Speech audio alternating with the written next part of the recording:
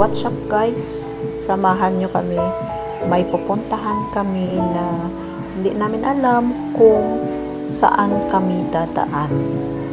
Punta kami sa Namatayan dyan sa kabilang barangay.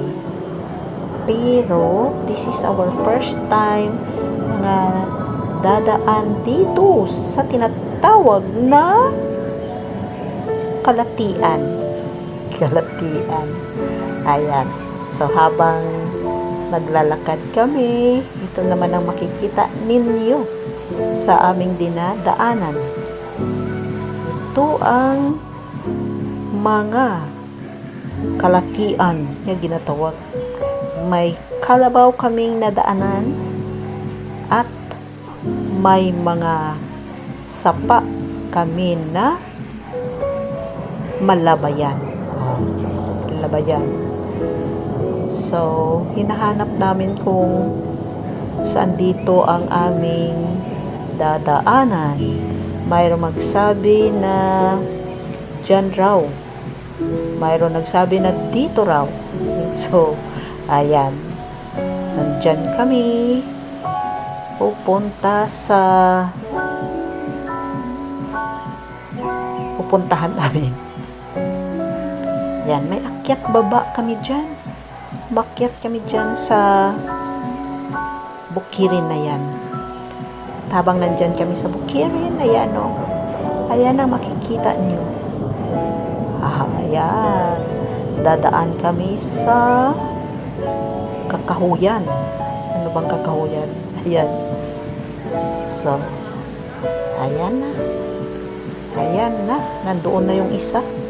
Yung isa naman ay kaparating pa lang. At ayan. Hindi namin alam kung saan kami dadaan. Kasi hindi pa namin ito nasubukang daanan. Basta pag sinabi na liliko kami at aakyat, so yan ang ginagawa namin. Ayan, akyat na naman. Medyo hindi naman gaano mainit, pero kailangan namin magpayong.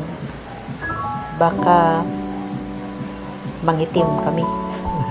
Ayan na. Nakita na namin yung medyo mayroong daan na maganda. Pero, ayan, saan ba? Pababa ba? O pataas ang daanan namin? So, ayan. Doon kami sa taas. Ayan o. Then, pagdating sa taas, mayroon namang daanan na pataas at pababa. So, kailangan namin magtalo-talo dito kung sa taas ba o sa baba. Ayan. Sa baba na kami dumaan uli. Basta ang alam namin na ang bahay daw ay nasa ubos. Alam mo yung kung anong ubos? Doon sa ayan, nakita na namin ang bahay na hinahanap namin. Kasi mayroong torda. Alam niyo kung anong torda? Ayan o. Yan. Yan ang tinatawag na torda. At nakita namin ang kabaong doon sa loob. Habang kami nandito na umupo muna kasi mahapo man. O, ayan. Ito ang mga tao dito sa loob. Ayan.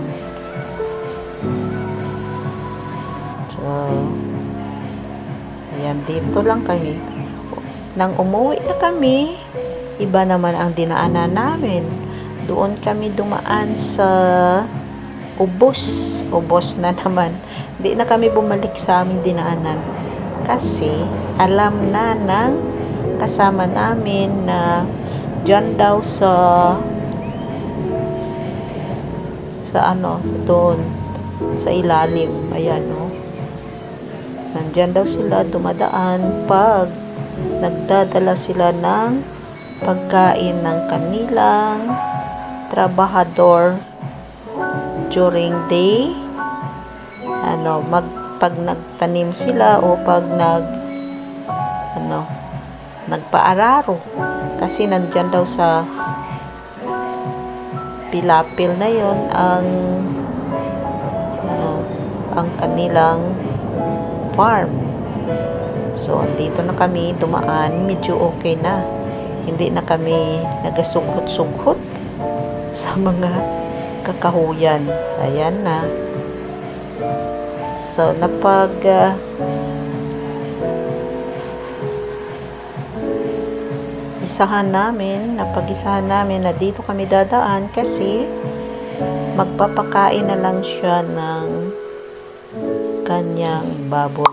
So, dadaan kami sa kanilang babuyan. Pero malayo pa yun, ha?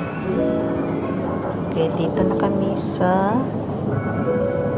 katamnan ng kanilang farm ng kabarangay namin. May nakita kami dito sisigo. Ayan o, sisigo. Kumuha muna ako kasi may favorite sisigo.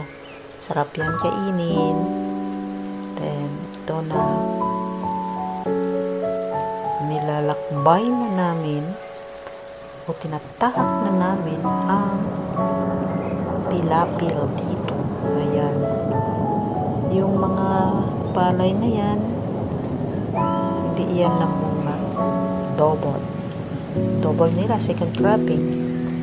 Then, dito na kami malapit sa babuyan. Ayan ha. Malapit na kami dyan. Magpapakain kasi ang kasama namin ng kanyang baboy. Almost 12 o'clock na kami dito. Pero ang ganda pa rin ng panahon. Kaya hindi kami na initan masyado. Ayan siya.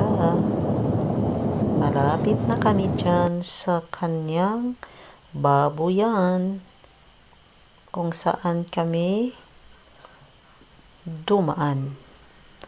Nadaanan namin ang dalawang kalabaw na humihiga. Oh, ayan, natutulog kaya sila. Ayan no. Ayan, dyan sila.